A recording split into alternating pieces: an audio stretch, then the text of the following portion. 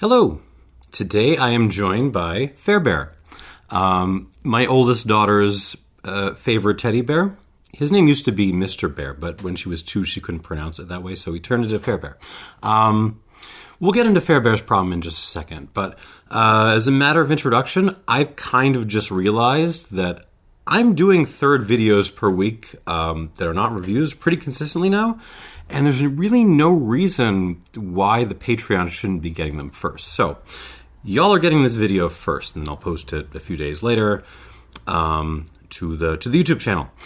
The reviews, usually I'm like putting those up kind of at the last minute because I have to type up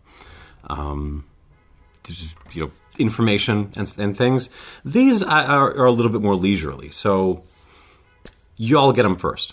Why not? I owe you that much at minimum. All right, let's get into Fairbear's problem, which is he is normally a bourbon drinker. He's a little bit of a tater. He's the guy who constantly goes into liquor stores asking for E.H. Taylor and stuff. But he's recently had a revelation, which is that every time he has a glass of good rum or a good rum cocktail, he really kind of enjoys it. So he wants to expand his home bar to include basically a little rum bar in miniature. So that's what this video is going to be about today. I have previously done an introduction to rum. I will link that up down below, which I think actually still, production quality issues aside, and those will never go away because of the nature of this channel. Those issues aside, I think it still holds up pretty well. I would change the Hamden away from the L Rock to the current HTLF Classic, but otherwise I think it's still pretty solid. That's not the topic. That's more about expanding one's rum palate.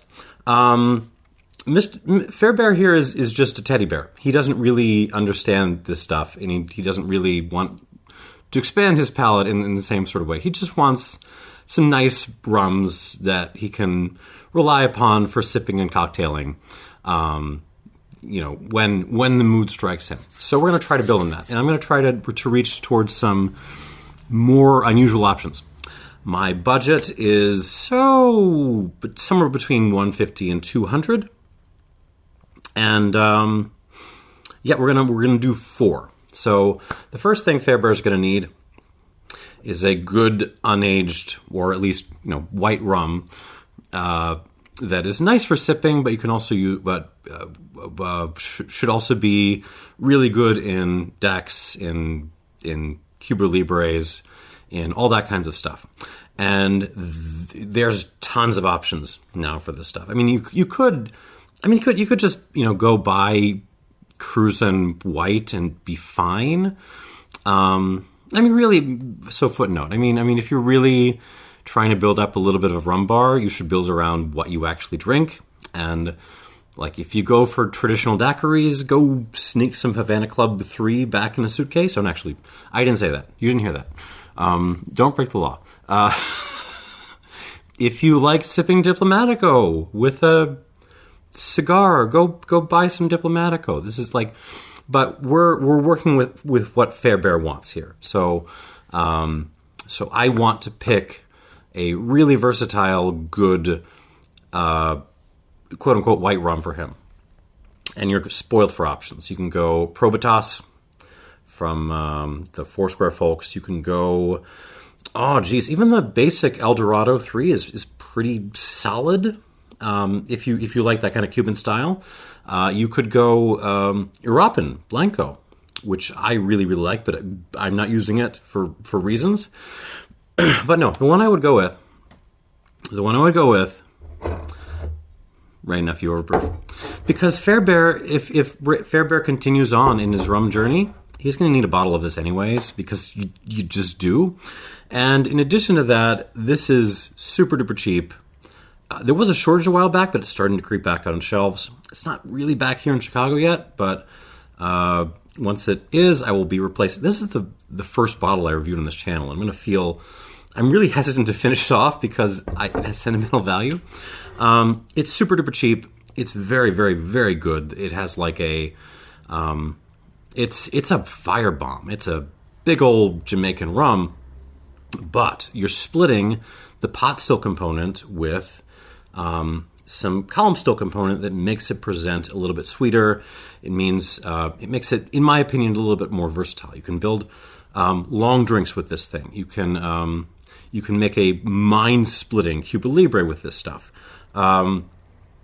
If you don't want to be completely wrecked from one daiquiri, you can cut it with some water before you do your cocktailing. The strength makes it very versatile like that. Hey, it's pretty good just poured into a glass with a teaspoon of water or two. It really has this fun, like, lemon peely, candied sweet potato aspect that I really love. And you can buy it anywhere, pretty much, once the shortage is over. Anyways, so that's Fairbear's quote-unquote white rum. Which is what he's mostly going to be reaching for cocktailing duties. But he also needs an aged rum, right? And this one, your options are also getting better. It used to be until very, very recently that aged rum options, which were kind of budget-oriented, were not very good. You had a handful of them. You had the Foursquare stuff. You had Dorley's. A couple of others. The RL Seal 10 would be a solid enough choice. I wouldn't object to that. You got the Appletons, particularly Appleton 8 and 12 are worth your attention. But no, those are not going to be my picks because I'm going to go with European Añejo, which is a Mexican rum. It's a blend of pot distilled cane juice rum and column distilled molasses based rum, aged in old bourbon casks for not too terribly wrong enough. And good golly, is this delicious! Under $30, bottled at 46%, so it's not going to get lost in cocktails. This you can put this in a punch, and it's phenomenal. You can rum old fashioned with this all day long. I really love this stuff, and it's amazing that I have not had more of it than I have.